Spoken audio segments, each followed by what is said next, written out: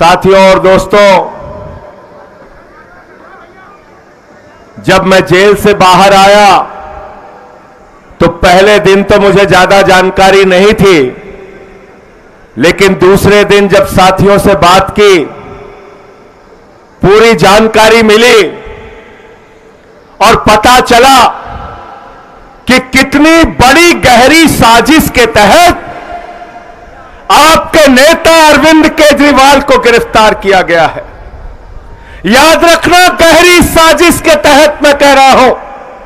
इस जंतर मंतर के ऐतिहासिक धरती से पूरे देश को बताना चाहता हूं, अरविंद केजरीवाल जी ईमानदार थे, ईमानदार हैं, ईमानदार रहेंगे। अरविंद केजरीवाल जी मुख्यमंत्री थे, मुख्यमंत्री हैं, मुख्यमंत्री रहेंगे। और गहरी साजिश में क्यों कह रहा हूं? गहरी साजिश इसलिए कह रहा हूं कि भारतीय जनता पार्टी ने जो मुकदमा बनाया है केजरीवाल जी के खिलाफ, 10वीं का बच्चा अगर सुनेगा, 10वीं का बच्चा, ईडी तो छोड़ दो, होमगार्ड को भी जांच करने के लिए दे दिया जाए, सिविल डिफेंस वालों को भी जांच करने के लिए दे दिया जाए, तो 3 घंटे के अंदर बता देगा कि फर्जी मुकदमा है, फर्जी मुकदमा है, फर्जी मुकदमा है।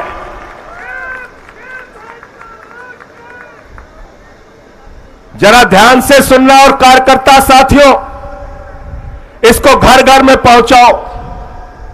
कैसे गिरफ्तार किया गया केजरीवाल को?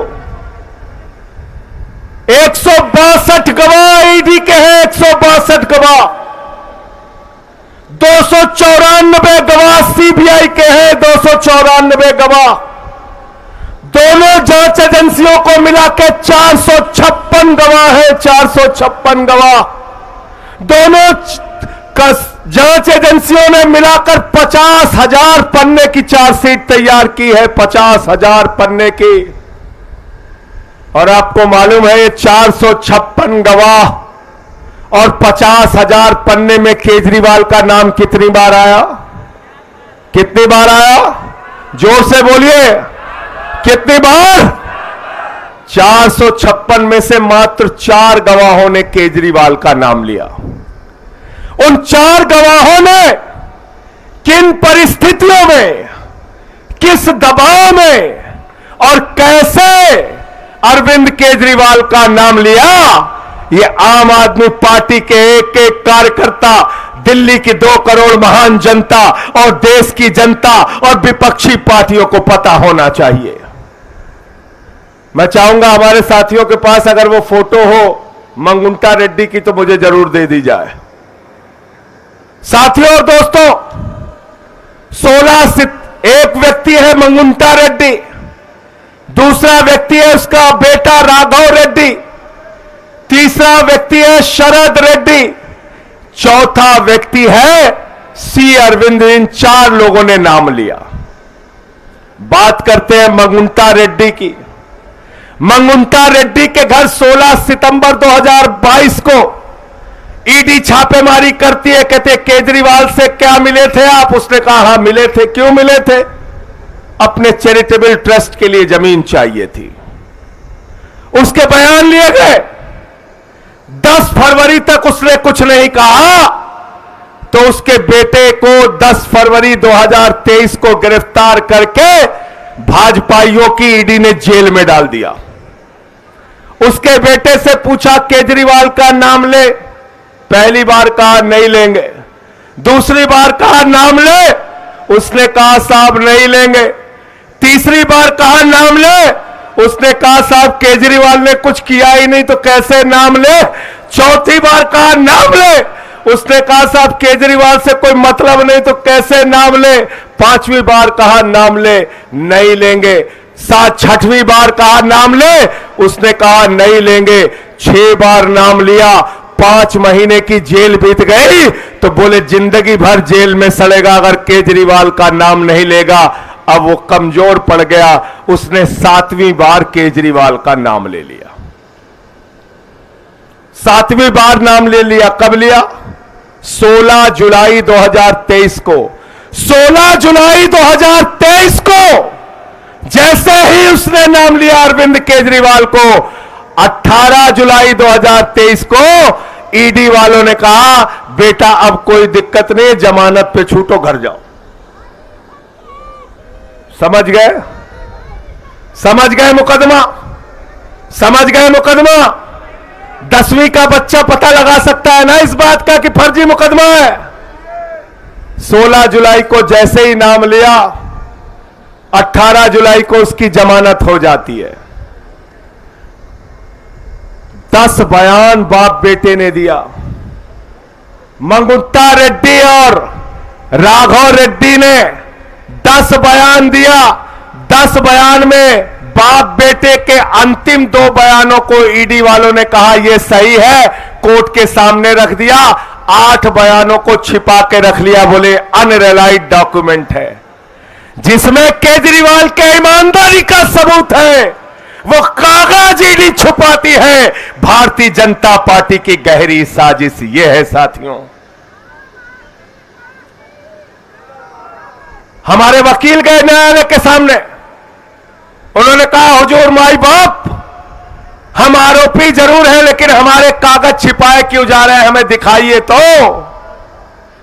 कोर्ट ने कहा भाई आरोपी का अधिकार है, सारे साक्ष्य उनको दिखाओ। जब वो ईडी के दफ्तर वकील पहुंचे तो हैरान हो गए, होश उनके उड़ गए। उन्होंने देखा 8 बयान में अरविंद केजरीवाल का नाम नहीं, सिर्फ 2 बयान में अरविंद केजरीवाल का नाम लिया गया और उसके आधार पर उठाकर उनको जेल में डाल दिया गया। तीसरा व्यक्ति है शरद रेड्डी। इसकी कहानी बड़ी मजेदार है, ध्यान से सुनना। शरद रेड्डी को ईडी ने कहा यह मुख्य घोटालेबाज है, किंग पिन है ये। 9 नवंबर 2022 को उसके घर में छापा पड़ा। 10 नवंबर 2022 को उसको गिरफ्तार कर लिया गया। 10 नवंबर 2022 से लेकर 25 अप्रैल 2023 तक 1-2 नहीं 12 बयान उसके लिए गए। 12 बयान। 10 बयान में उसने अरविंद केजरीवाल का नाम नहीं लिया। अंतिम के 2 बयान में जब उसने केजरीवाल का नाम लिया तो ईडी वालों ने कहा बेटा अब तुम्हारी जमानत करा देंगे। उसने कहा कैसे होगी? बोले कह देना अदालत में कमर दर्द हो रही है, जमानत हो जाएगी। मनीष सिसोदिया जी की पत्नी पिछले 20 साल से एक बीमारी से ग्रसित है। इस पीड़ा की घड़ी में अपने पति का उनको इंतजार है, उनको जमानत नहीं मिलती, लेकिन कमर दर्द के नाम पर मुख्य घोटालेबाज किंगपिन को जमानत मिल जाती है। एक ईमानदार आदमी जिसकी बेगुनाही के सबूत चिल्ला चिल्ला कर बोल रहे हैं, उसकी जमानत का विरोध करने के लिए ईडी एड़ी चोटी लगा देती है अरविंद केजरीवाल की जमानत का विरोध करने के लिए, लेकिन शरद रेड्डी को कमर दर्द के नाम पे जमानत मिल जाती है। और वो शरद रेड्डी कौन है? 10 नवंबर को गिरफ्तार हुआ। 15 नवंबर को भाजपाइयों को नजराना पेशगी पहुंचा दी उसने। कितने की? कितने की? कितने की? पीछे तक बोलिए जिससे याद है, मीडिया वाले भी सुने। कितने की पेशगी पहुंची? जोर से बोलो, मीडिया वाले नहीं सुन रहे। 5 करोड़।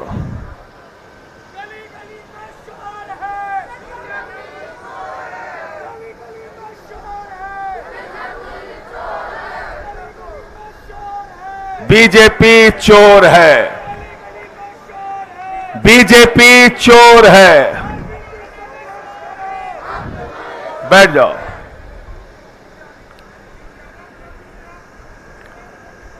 $5 करोड़ दिया और उस शरद रेड्डी ने गिरफ्तारी से लेकर रिहाई तक 55 करोड़ रुपए की रिश्वत दी भाजपाइयों को। 55 करोड़ की।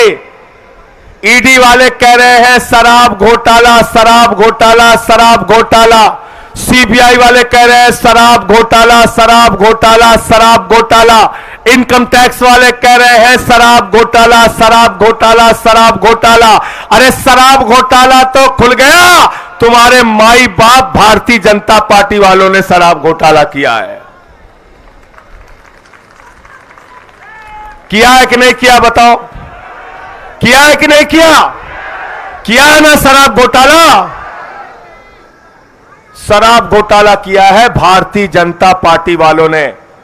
मैं इस मंच से कहना चाहता हूं एलजी साहब से, एलजी साहब, अगर आपको अपने पद की जरा सी भी नैतिकता है, भारत के संविधान में जरा सा भी भरोसा है, तो आज ही चिट्ठी लिखो, सीबीआई की जांच कराओ, ईडी की जांच कराओ, इनकम टैक्स की जांच कराओ, भारतीय जनता पार्टी के नेताओं का कॉलर पकड़ के उनको जेल में डालने का काम करो। शराब घोटाला उन्होंने किया है।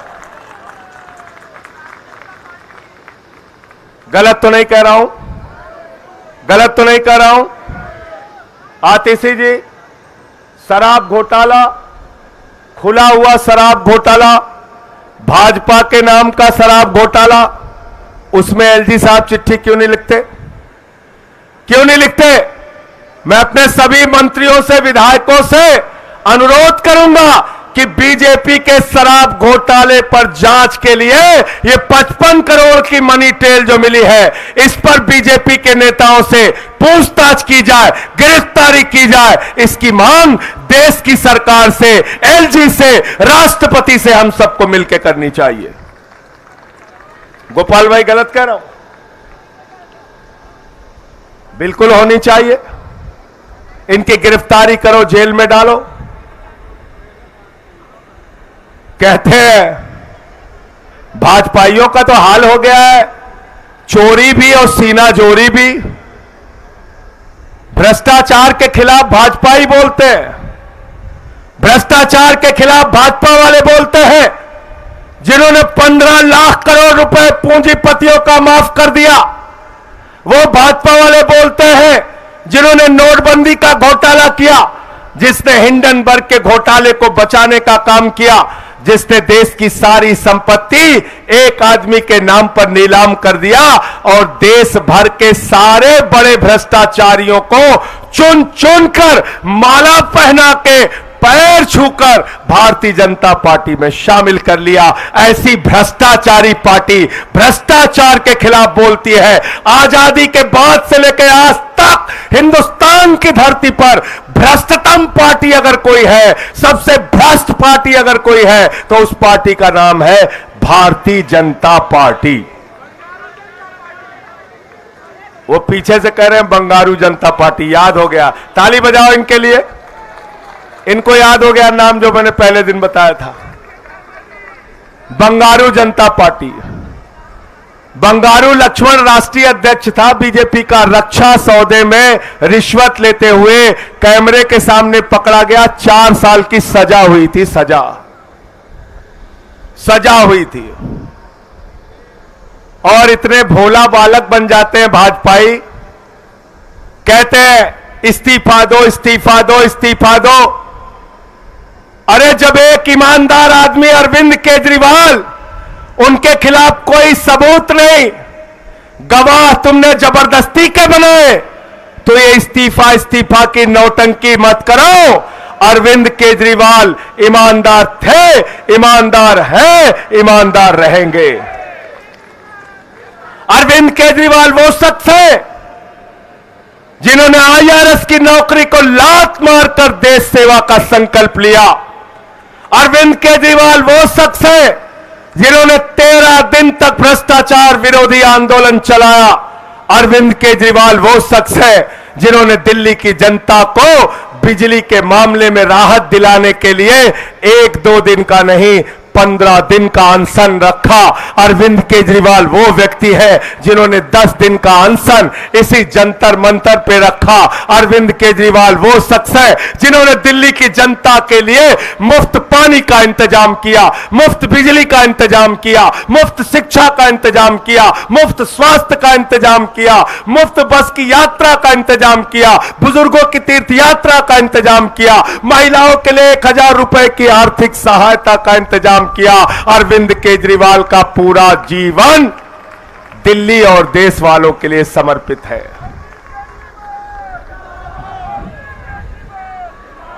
और ऐसे आदमी को आप पकड़ के जेल में डाल दिए। अफसोस होता है, तकलीफ होती है, पीड़ा होती है कि आपने ऐसे शख्स को पकड़ के जेल में डाल दिया। मैं जेल से छूटने के बाद भाभी से मिलने गया था। पहली बार उनकी आंख में आंसू दिखे। मैं आम आदमी पार्टी के कार्यकर्ताओं से कहना चाहता हूं, उस आंसू का बदला आपको लेना है। मैं आपसे कहना चाहता हूं, दिल्ली के लोगों के बीच में जाओ, देश के लोगों के बीच में जाओ, उस आंसू का बदला आपको लेना है। ये 400 पार के नौटंकी के नारों के चक्कर में मत पड़ो, इसका कोई हकीकत नहीं है। मीडिया वाले कह रहे थे मोदी जी ने 400 पार का नारा दिया।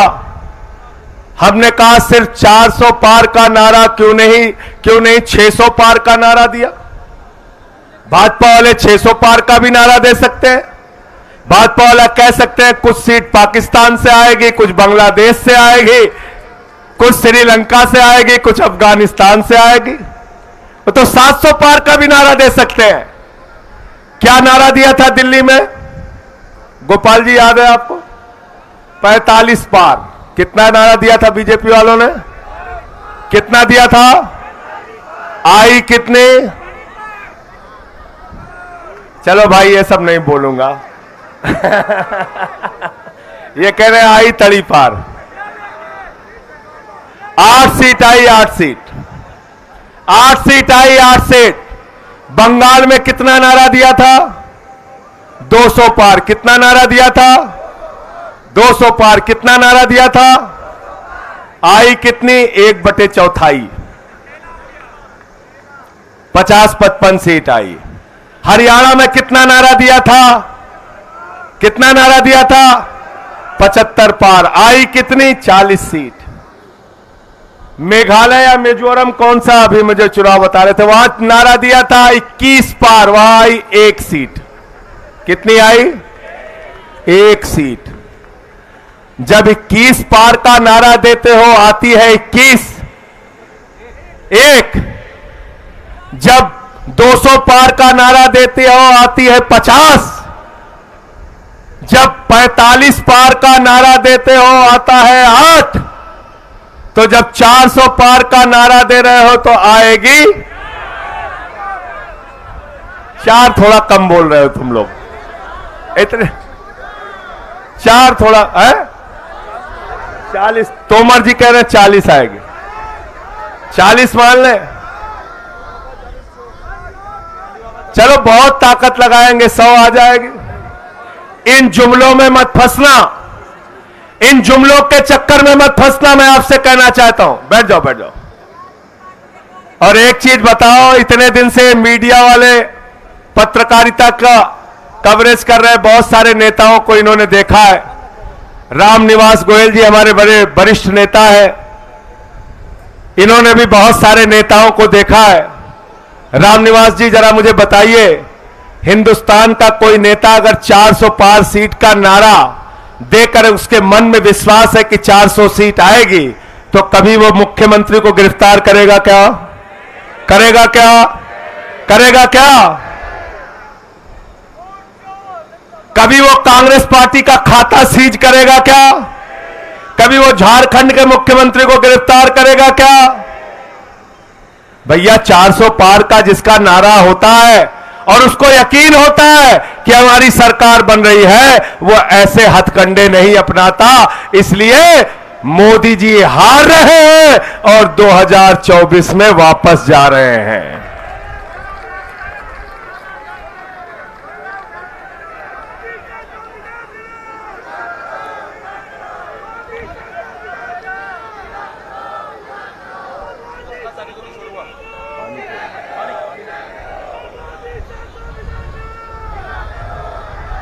मोदी शाह को विदा करो,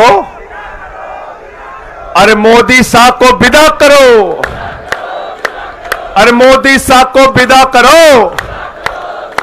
अरे महंगाई को विदा करो, अरे बेरोजगारी को विदा करो, अरे भ्रष्टाचार को विदा करो, अरे तानाशाही को विदा करो, अरे अत्याचार को विदा करो, अरे लूटखोरी को विदा करो, तानाशाही को विदा करो, हिटलर शाही को विदा करो।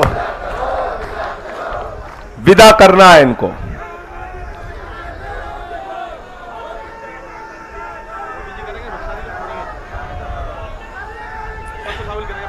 ये तोमर जी याद दिला दिया कुछ इन्होंने, जो जो भूलता जाऊं याद कराते जाइएगा।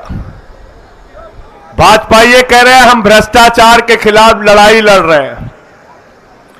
मोदी जी ने कहा है हमारी गारंटी है, ये मोदी की गारंटी है, एक भी भ्रष्टाचारी को नहीं छोड़ूंगा, इसकी गारंटी है। पूरब से लेके पश्चिम तक, उत्तर से लेके दक्षिण तक, एक एक भ्रष्टाचारी को बीजेपी में शामिल करूंगा, ये मोदी की गारंटी है। क्यों मुकेश गोयल जी, गारंटी है नहीं है? अजीत पवार को 70,000 करोड़ रुपए का घोटाला करने के बाद बीजेपी में शामिल करूंगा, मोदी जी की गारंटी। जोर से बोलो यार, खा के नहीं आए हो क्या? अरे उपवास पे तो हम भी हैं भाई।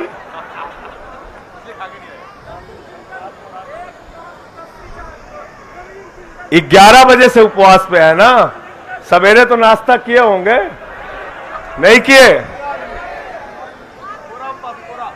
पूरा उपवास है ना?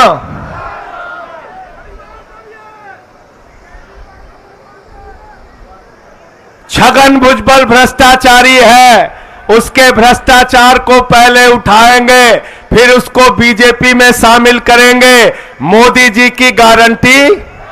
जोर से बोलो।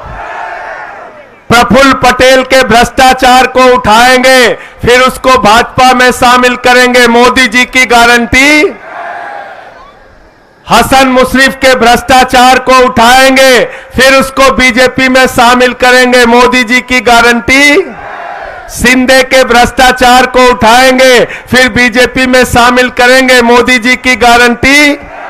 नवीन जिंदल के भ्रष्टाचार को उठाएंगे, फिर उसको बीजेपी में शामिल करेंगे, मोदी जी की गारंटी। नारायण राणे के भ्रष्टाचार को उठाएंगे, फिर बीजेपी में शामिल करेंगे, मोदी जी की गारंटी। आदर्श घोटाला उठाएंगे, फिर उसको बीजेपी में शामिल करेंगे, मोदी जी की गारंटी। वाटर घोटाला उठाएंगे, फिर हेमंत बिस्व शर्मा को शामिल करेंगे, मोदी जी की गारंटी। मुकुल राय का शारदा घोटाला, नारदा घोटाला उठाएंगे, फिर बीजेपी में शामिल करेंगे, मोदी जी की गारंटी।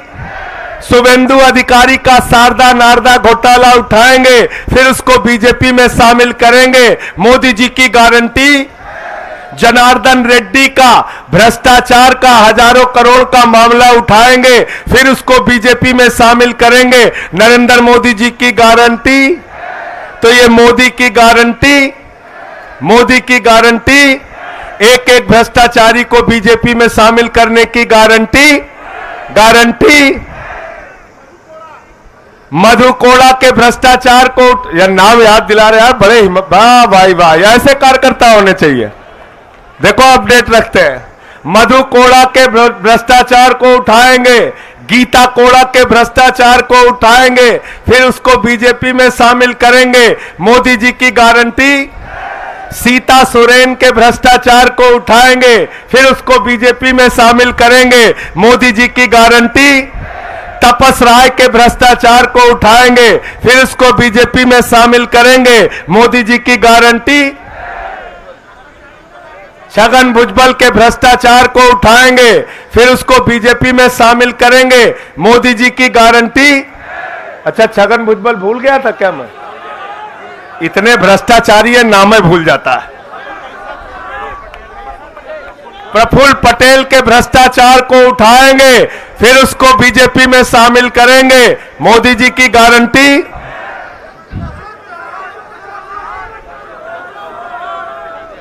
अशोक चौहान बोल दिया, आदर्श घोटाला बोल दिया। आदर्श घोटाले से अशोक चौहान सब समझते हैं।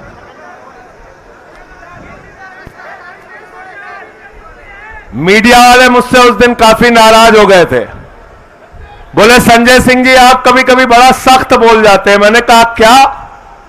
कहने लगे आपने कह दिया भ्रष्टाचार के खिलाफ भाजपाई बोलते हैं तो लगता है ओसामा बिन लादेन अहिंसा पे उपदेश दे रहा है।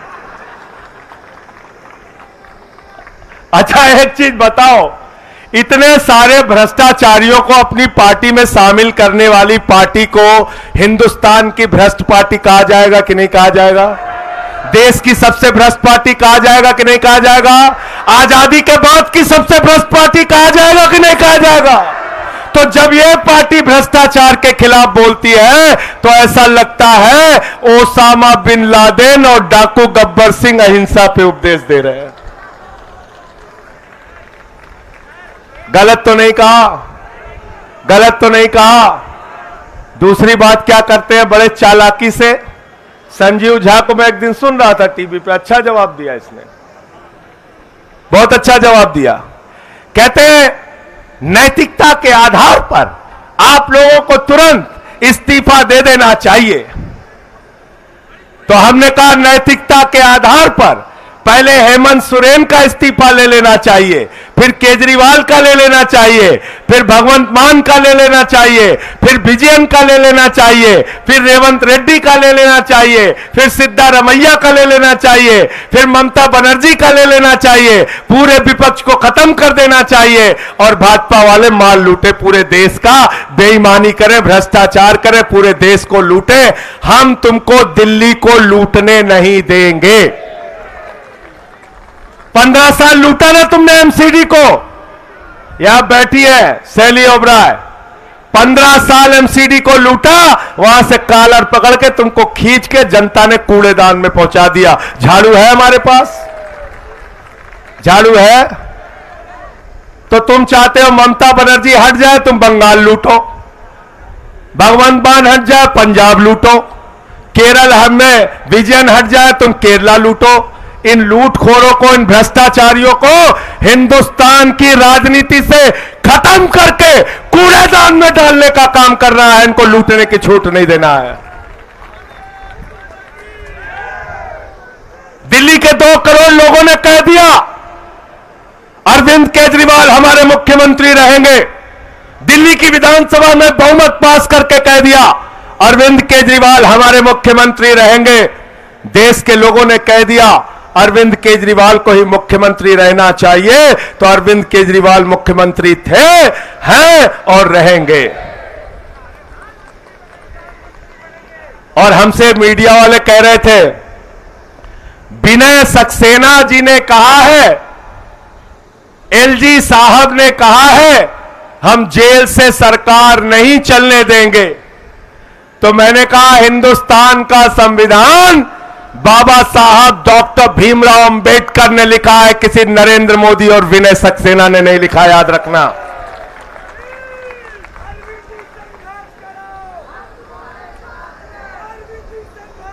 दिखाओ हमको कहां भारत के संविधान में लिखा है कि झूठे मुकदमे लगा के एक ईमानदार मुख्यमंत्री को अगर तुम जेल में डाल दोगे तो उसको इस्तीफा देना पड़ेगा।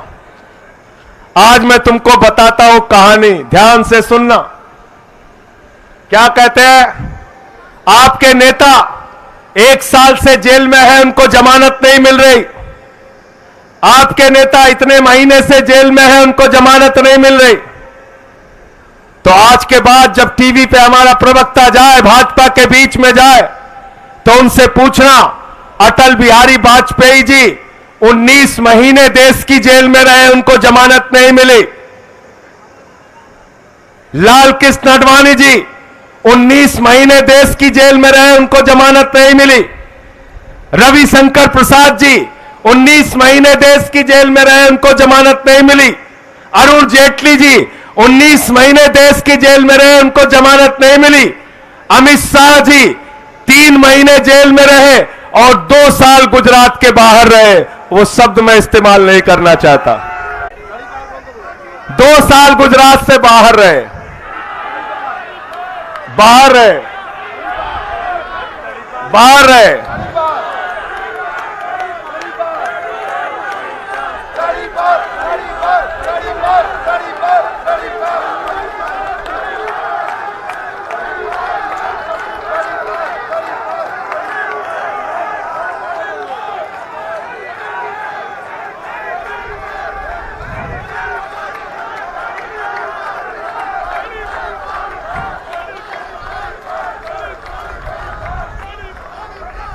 रहे कि नहीं रहे? न्याय कितने साल में मिला उनको? 5 साल के बाद 2015 में जब उनकी सरकार हो गई तब वो बरी हुए। 5 साल तक मुकदमा चला, 2010 से लेकर 2015 तक। अटल बिहारी वाजपेयी, जिनका हम सब सम्मान करते हैं, वो 19 महीने जेल में रहे, देश के प्रधानमंत्री बने। अरुण जेटली जी 19 महीने जेल में रहे, देश के कानून मंत्री और वित्त मंत्री बने। रविशंकर प्रसाद जी 19 महीने जेल में रहे, देश के कानून मंत्री, आईटी मंत्री और बड़े बड़े मंत्री पदों पर रहे। आडवाणी जी देश के जेल में 19 महीने रहे और देश के उप प्रधानमंत्री बने, गृह मंत्री बने। भारत रत्न से उनको नवाजा गया। इसलिए याद रखना, दुनिया के इतिहास में अगर किसी भी विपक्षी पार्टी ने किसी नेता को जेल में डाला है तो उसका राजनीतिक कद आसमान पे पहुंचा है, कभी वो नीचे नहीं आया है, याद रखना।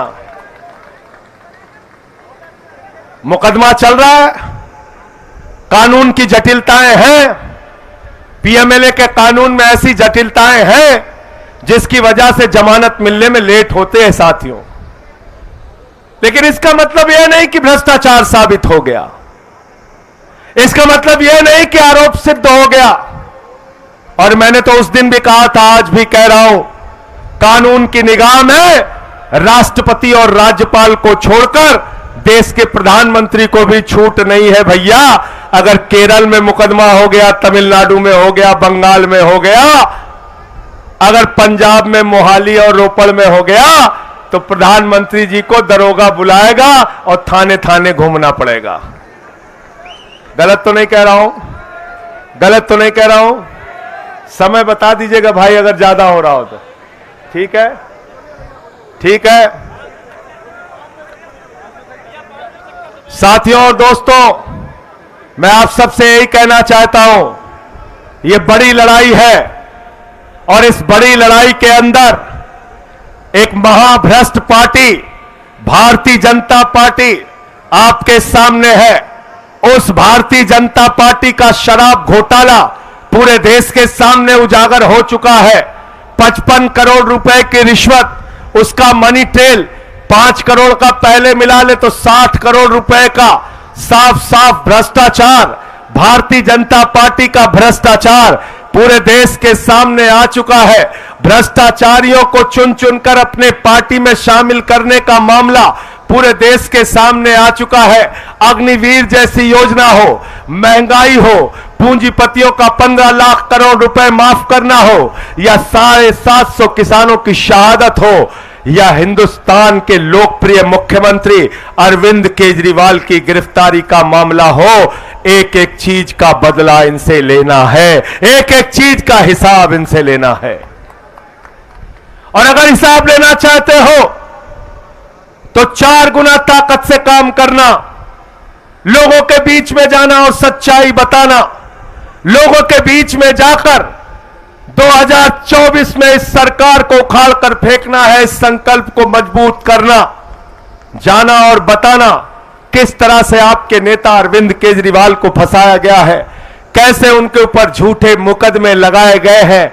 20,000 पन्ने तो छिपा के रखे हैं ईडी ने, 20,000 पन्ने। उस 20,000 पन्ने की सच्चाई क्या है वो आने वाले दिनों में कोर्ट के सामने आएगी और दूध का दूध, पानी का पानी हो जाएगा। अरविंद केजरीवाल, मनीष सिसोदिया, सत्येंद्र जैन छूटेंगे, जेल के ताले जेल के ताले टूटेंगे, जेल के ताले टूटेंगे, जेल के ताले टूटेंगे, अरे जेल के ताले टूटेंगे, अरे जेल के ताले टूटेंगे, अरे जेल के ताले टूटेंगे। अरे हिटलर शाही मुर्दाबाद, अरे मोदी शाही मुर्दाबाद, अरे तानाशाही मुर्दाबाद। और जोर जुल्म के टक्कर में, हर जोर जुल्म के टक्कर में, हर जोर जुल्म के टक्कर में, और जो हमसे टकराएगा, और जो हमसे टकराएगा, और जो हमसे टकराएगा, आम आदमी जिंदाबाद, केजरीवाल जिंदाबाद, हमारे साथी जिंदाबाद, हमारे साथी जिंदाबाद, हमारे कार्यकर्ता जिंदाबाद, आम आदमी जिंदाबाद, अरे आम आदमी जिंदाबाद। अरे जेल के ताले टूटेंगे, जेल के ताले टूटेंगे, लड़ेंगे, लड़ेंगे, लड़ेंगे, लड़ेंगे, लड़ेंगे, अरे लड़ेंगे, अरे लड़ेंगे, अरे लड़ेंगे, लड़ेंगे।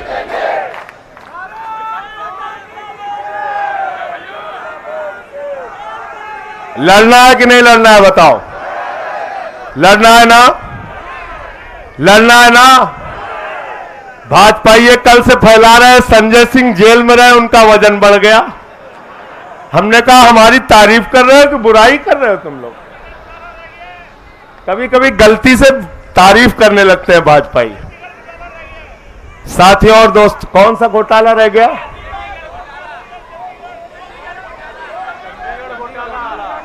चंडीगढ़ घोटाला रह गया। जर्नल देख लो, तुम्हारी गलती है ये, तुम्हारी गलती है। तुम चंडीगढ़ का काम देख रहे थे, तुम्हारा और बोले नहीं। तुम वो देखो वहां से कार्यकर्ता बोल रहा है, उसके लिए आप ताली बजाइए, आप ताली बजाइए। बहुत अच्छा याद दिलाया। कह रहे केजरीवाल इस्तीफा दे दें। हमने कहा बेईमानो, 1 साल से मणिपुर जल रहा है। कारगिल के योद्धा, भारत माता के लिए लड़ने वाले जवान की पत्नी को निवस्त करके मणिपुर में घुमाया गया। उस कारगिल के योद्धा ने कहा, मैंने भारत माता की तो रक्षा की, अपनी पत्नी की रक्षा नहीं कर पाया। महिलाओं को निवस्त करके घुमाया गया मणिपुर में। दंगे हुए, फसाद हुए, हजारों लोगों की जान गई। मणिपुर को जलाने वाले मुख्यमंत्री को भाजपा के लोग अपने कंधे पर बिठा के माला पहना के घुमाते हैं। केजरीवाल जैसे ईमानदार मुख्यमंत्री से इस्तीफा मांगते हैं। शर्म आनी चाहिए इन बेईमानों को। अजय मिश्रा टेनी, जिसका बेटा 4 किसानों को जीप से कुचल के मार देता है, वो देश का गृह राज्य मंत्री है, वो देश का गृह राज्य मंत्री बना रहता है और केजरीवाल से इस्तीफा मांगते हो। इसी जंतर मंतर पे हमारी पहलवान बेटियों को घसीट घसीट के मारा गया, उनको न्याय नहीं मिलता। उनके लिए प्रधानमंत्री एक शब्द नहीं बोलते, हमसे इस्तीफा मांगते हो। अरे हमने इस देश के लिए अपना खून और पसीना बहाया है। अरविंद केजरीवाल ने अपना खून और पसीना बहाया है। हम इस्तीफा नहीं देंगे, तुमसे लड़ाई लड़ने का काम करेंगे, लड़ाई लड़ने का। तुम ऐसे ही अगर सरकारों को गिराते रहे। धन्यवाद देना चाहूंगा देश के मुख्य न्यायाधीश को। चंडीगढ़ में हम जीत रहे थे, हमें हरा दिया, कैमरे ने पकड़ लिया, चीफ जस्टिस ने अदालत में पकड़ लिया। वोट जो हमारे पक्ष में पड़ा, उसको भाजपा वाला पेन से मिटा रहा था। जब 36 वोट में 25% की बेईमानी कर सकते हो, तो चाहे चुनाव हो, चाहे राजनीति हो, हर मामले में सबसे भ्रष्ट पार्टी का नाम क्या है? यही तुम लोग कमी कर रहे थे। मैं जेल से जब देख रहा था ना, तो यही बताने में थोड़ा थोड़ा कमी रह गई। अब कमी मत करना। अब कमी तो नहीं करोगे? अब सब कुछ बता दिया मैंने, सबको बताना। सबसे भ्रष्ट पार्टी का नाम क्या है? बंगारू जनता पार्टी। बंगारू जनता पार्टी। अब चंडीगढ़ याद दिला दिया तो और याद दिला देता हूं। अरुणाचल की सरकार किसने गिराई? भारतीय जनता पार्टी। वो कह रहे बंगारू जनता पार्टी। उत्तराखंड की सरकार किसने गिराई? कर्नाटक की सरकार किसने गिराई? गोवा में जोड़ तोड़ के करे सरकार किसने बनाई? महाराष्ट्र में सरकार किसने गिराई? मध्य प्रदेश में सरकार किसने गिराई? है? बिहार की सरकार किसने गिराई? बंगारू जनता पार्टी। तो भाजपाइये हम लोगों को बेवकूफ समझते हैं क्या आतिशी जी? है? हमको बेवकूफ समझते हो? नैतिकता, नैतिकता, तुम्हारी नैतिकता यह है कि तुम गुंडों और अपराधियों की तरह एक के बाद दूसरी, दूसरे के बाद तीसरी सरकारों को गिराने का काम करते हो। दिल्ली में तुम्हारी ये चालबाजी हम चलने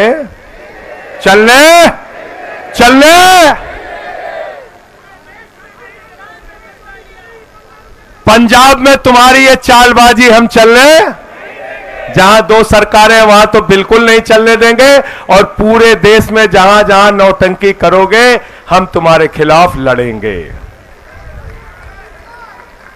अंत में एक वादा आपसे लेकर अपनी बात को खत्म करूंगा, और पीछे तक हाथ उठना चाहिए।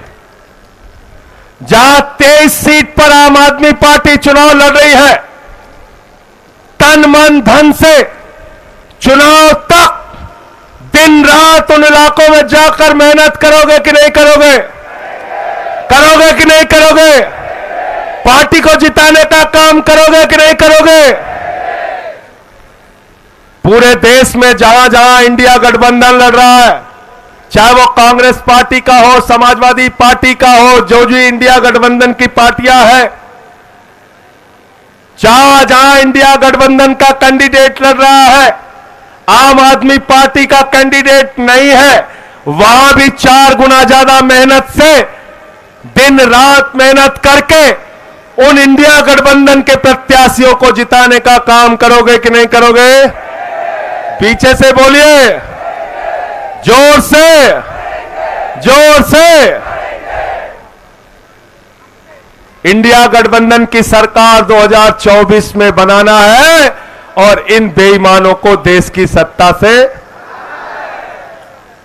अंतिम एक बात याद रखना, मैंने वहां भी कहा था, आज भी कह रहा हूं, केजरीवाल जीतेंगे, इंडिया गठबंधन जीतेगा, तो आपके बच्चों को अच्छी शिक्षा मिलेगी, उनके चेहरे पर मुस्कान होगी, अच्छे अस्पताल बनेंगे, स्कूल बनेंगे, माताओं बहनों के लिए राहत मिलेगी। और अगर भाजपा ही जीत गए तो क्या देंगे आपको? क्या देंगे? नीरज याद है क्या देंगे आपको? क्या देंगे? यूपी क्या देंगे? भूल गए, भूल गए आप लोग। बताएं क्या देंगे? चलो बता देते हैं। हमारे 4 लोकसभा के प्रत्याशी भी यहां पे है। मैं चाहूंगा पहले उनका परिचय करा दूं। महाबल मिश्रा जी है, कुलदीप भाई है हमारे, सोमनाथ भारती जी, सोमनाथ भारती जी है, सही राम पहलवान जी, सही राम जी। इन सारे साथियों के लिए ताली बजाइए और इनको जिताने के लिए जुट जाइएगा आज ही से। अगर केजरीवाल जी के सच्चे सिपाही हो तो ये 4 की 4 ये सीट और 3 जो कांग्रेस के खाते में गई है वो 7 की 7 सीटें आम आदमी पार्टी को जीतना है। कांग्रेस को जीतना है, इंडिया गठबंधन को जीतना है दिल्ली में, और जैसा मैंने बताया देश में वैसे ही काम करना है।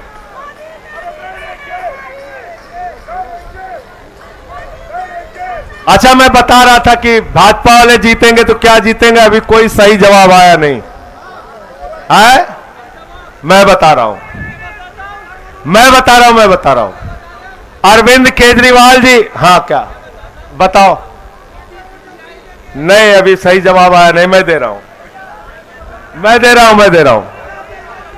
अरविंद केजरीवाल अपना भाषण देते हैं, गोपाल राय जी देते हैं, संदीप पाठक देते हैं, आतिशी देती है, सौरभ भारद्वाज जी हमारे बोलते हैं, जहां जहां भाषण देते हैं। सौरभ भाई प्रेस कॉन्फ्रेंस करते हैं, जहां जहां जाते हैं कहते हैं हम अच्छे स्कूल बनाएंगे, अच्छे अस्पताल बनाएंगे, अच्छी सड़कें बनाएंगे। सौरभ भाई कहां है? आप अस्पताल बनाने के काम में लगे हैं ना? आपको पता ही नहीं मोदी जी क्या बना रहे हैं। उत्तर प्रदेश में गए हमारे यहां मोदी जी, केजरीवाल कहते हैं हमको जिता दो, स्कूल बनाएंगे, अस्पताल बनाएंगे, स्कूल बनाएंगे, अस्पताल बनाएंगे। मोदी जी एक सभा में गए, उन्होंने कहा भाइयों और बहनों, अगर गांव-गांव में कब्रिस्तान होता है तो शमशान होना चाहिए कि नहीं होना चाहिए?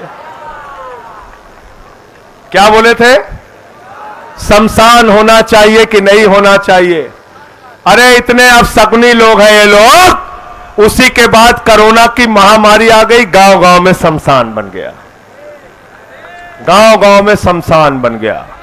केजरीवाल को जिताओगे तो स्कूल पाओगे, आम आदमी पार्टी को जिताओगे तो स्कूल पाओगे, हमारे नेताओं को जिताओगे तो स्कूल पाओगे, अस्पताल पाओगे, सड़कें पाओगे, बुजुर्गों की तीर्थ यात्रा पाओगे, महिलाओं को आर्थिक सहायता पाओगे, हमारे पार्टी को जिताओगे तो तरक्की पाओगे, और अगर बीजेपी वालों को जिताओगे तो गांव-गांव में शमशान पाओगे। गलत तो नहीं कह रहा हूं?